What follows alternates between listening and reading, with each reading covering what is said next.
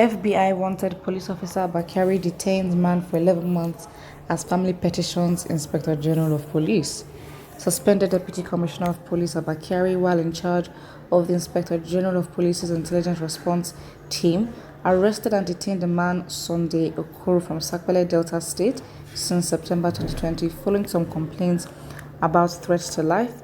Sahara reporters learned that the suspect's wife, Mrs. Rose Okoro, had now petitioned the Attorney General of the Federation and Minister of Justice Abubakar Malami SAN and the Inspector General of Police Usman Akali Baba over the unlawful detention of her husband for over 11 months. In her petition, the housewife said her husband was arrested in Sapele on September 9, 2020 by embattled Super Cup DCP Abba Kyari and his IRT team from Abuja following complaints of threats to life made by one Sonny Nwakego.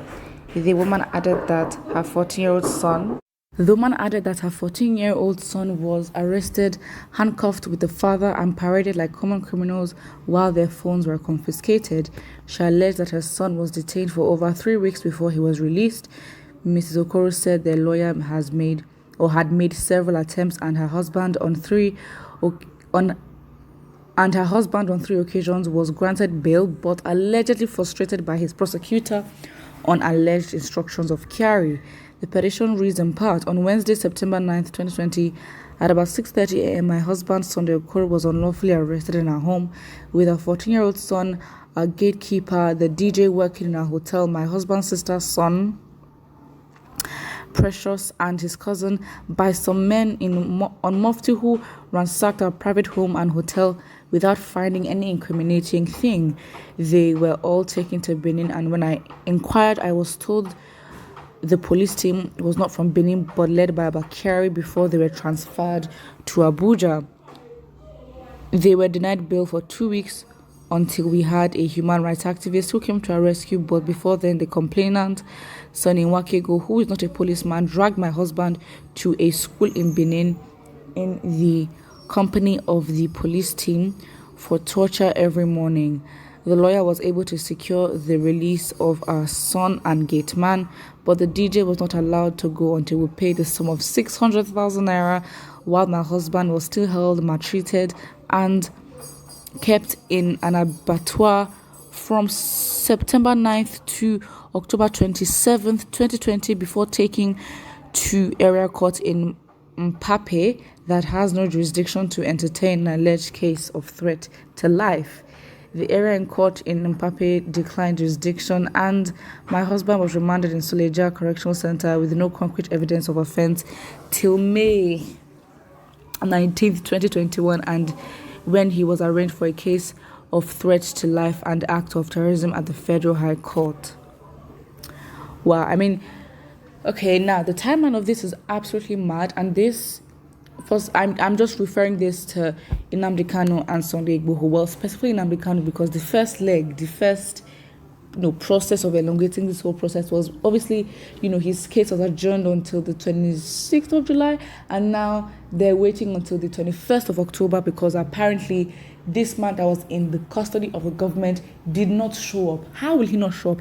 He chose not to show up. So for the fact that this was now extended by another 2 extra months, this just shows that, okay, fine, if they can do this to a commoner, they can do much worse to a wanted and targeted person like Nnamdi Kanu. That's just what it is. Absolutely. So obviously, this does not even make Abba Kyari's case good, because this is Nigeria's most decorated cop. And of course, if evidence against him is building, piling up, I mean, the FBI has a much concrete case, to prove why, and to basically prove why he's not a good cop, and why it is highly likely that yes, he actually, had the capacity to, jail people and just leave them there without any proper evidence of crime that they've committed, which is the same thing that he did for his, obviously, as he was an accomplice to, what's his name, Abbas, that guy, the hush puppy guy. This just proves that because he does this all the time. So it was not really anything under the sun for him. It wasn't his first time. He shows that he must have been doing this consistently for him to be good at it. So yeah, somebody here says, when I see people surprised on something like this in Nigeria, I laugh because most sent in any government institution here. I missed my flight in Lagos Airport. Okay, I'm not even reading that. There are so many allegations against Abba Kyari, but NPF force were sweeping the allegations under the carpet. Imagine, they said that they wanted to review the allegations first. I'm like, what do you want to review? Review us as how? Listen, you don't have to review anything. The fact remains that this man can go to jail or he will not go to jail. The investigation or the reviewing does not have to be you, because you're not a stakeholder in this situation. You do not affect the outcome of this whole case. So why are you speaking? Why are you relevant? You're not relevant. All you have to do, you don't have to do anything. The FBI asked for you. Listen, you just gotta go. Someone here says the case is already in court. Kyari must be jailed for such illegal detention.